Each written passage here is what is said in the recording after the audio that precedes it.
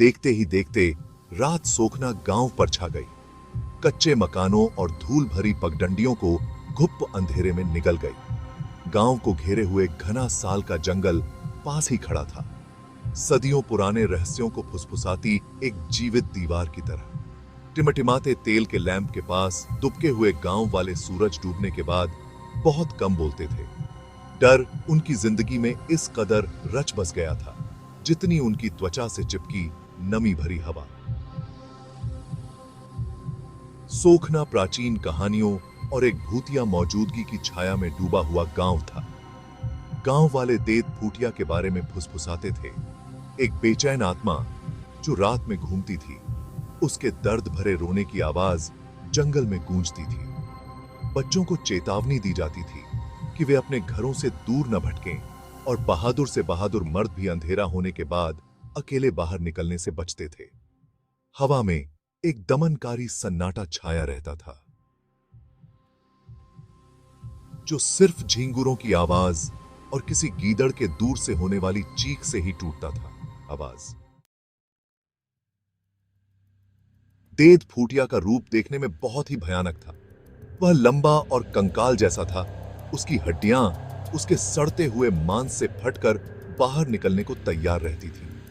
एक बांह कोहनी के ठीक नीचे एक भयानक ठूंठ के रूप में खत्म हो गई थी, जबकि दूसरी बांह लंबी और टेढ़ी मेढ़ी फैली हुई थी, जिसके हाथ की उंगलियां हमेशा पंजे के रूप में जकड़ी हुई थीं।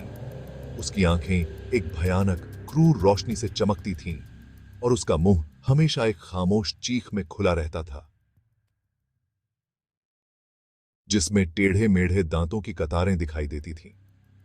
जिन लोगों ने उसे देखने का दावा किया था, उन्होंने उसके पीछे चलने वाली हड्डी जमा देने वाली ठंड के बारे में बताया। एक ऐसी ठंड जो उनकी हड्डियों में समा जाती थी और उन्हें अंदर तक ठंडा कर देती थी।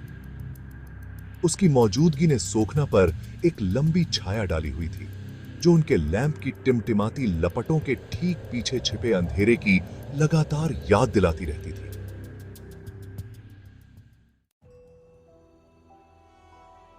देद फूटिया की भूतिया कहानी का इतिहास रहस्य में डूबा हुआ था। कुछ लोगों ने फुसफुसाते हुए कहा कि वह एक ताकतवर, बदला लेने वाली आत्मा थी, एक ऐसा आदमी जिस पर बहुत समय पहले गांव वालों ने गलत आरोप लगाया था और उसे बेरहमी से मार डाला था। दूसरों का मानना था कि वह एक दुखद दुर्घटना का शिकार था। उसकी आत्मा उसकी मृत्यु के स्थान से बंधी हुई थी। गांव के बुजुर्गों ने एक श्राप के बारे में बताया।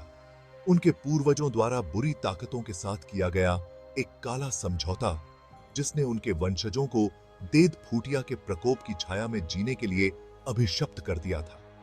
सच्चाई जो भी हो, सोखना गांव वाले लगातार डर में जीते थे।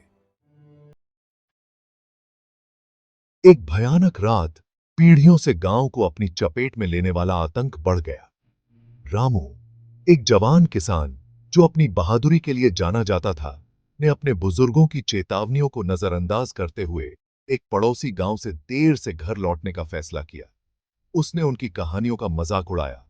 देद फूटिया को उनकी कल्पना की उपज से ज्यादा कुछ नहीं माना। जैसे ही वह घने जंगल से होकर गुजरा, चांद बादलों की मोटी चादर के पीछे छिपा हुआ था। रामू ने अपनी रीढ़ की हड्डी से एक ठंडक महसूस होने लगी। हवा भारी हो गई, सड़ांध की गंध से भर गई। उसने अपनी गति तेज कर दी।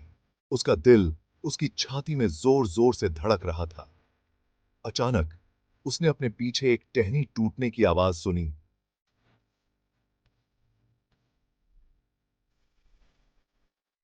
वह घूम गया। उसकी आंखें अंधेरे में कुछ खोज रही थीं, लेकिन उसे कुछ भी दिखाई नहीं दे रहा था। अगर आपको यह कहानी पसंद आ रही है, तो कृपया लाइक, शेयर, सब्सक्राइब और कमेंट करना न भूलें। इससे हमें और भी बेहतरीन कहानियां लाने में मदद मिलेगी। रामू के सामने आई घटना की खबर जंगल की आग की तरह पूरे गांव में फैल गई। डर जो सतह के नीचे दबा हुआ था, अब उबल पड़ा था। लोग दिन में भी अपने घरों से निकलने से डरते थे।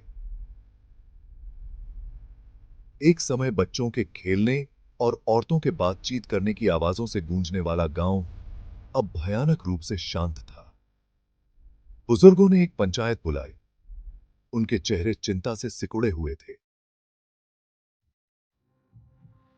कई दिनों तक विचार विमर्श करने के बाद गांव के बुजुर्गों ने एक प्राचीन अनुष्ठान करने का फैसला किया। देद फूटिया को अपने गांव से हमेशा के लिए भगाने का एक बेताब प्रयास। पीढ़ी दर पीढ़ी चली आ रही एक पुरानी घिसी पिटी किताब में विस्तृत समारोह के निर्देश थे। पूर्णिमा की हल्की रोशनी में गांव वाले जंगल के किनारे पर इकट्ठा हुए। सफाई के बीच में एक आग जल रही थी जो उनके भयभीत चेहरों पर नाचती हुई परछाइयां डाल रही थी। पंखों और हड्डियों से सजे हुए गांव के तांत्रिक ने प्राचीन मंत्रों का जाप किया। उसकी आवाज रात के सन्नाटे में धीमी गूंज रही थी। बेचैन आत्मा को शांत करने की एक बेताब कोशिश के तौर पर एक अस्थाई वेदी के सामने भोजन, फूल और अगरबत्ती चढ़ाई गई। अगले कुछ दिन भारी उम्मीदों भरे रहे। गांव वाले हालांकि अनुष्ठान से थके हुए थे, लेकिन सोने से बहुत डरते थे। वे देद फूटिया की वापसी के किसी भी संकेत के लिए गौर से सुनते रहे। उनकी इंद्रियां पूरी तरह से सतर्क थीं, लेकिन रातें खामोश रहीं। जंगल भयानक रूप से शांत रहा। धीरे धीरे, सावधानी से डर की जकड़ ढीली पड़ने लगी।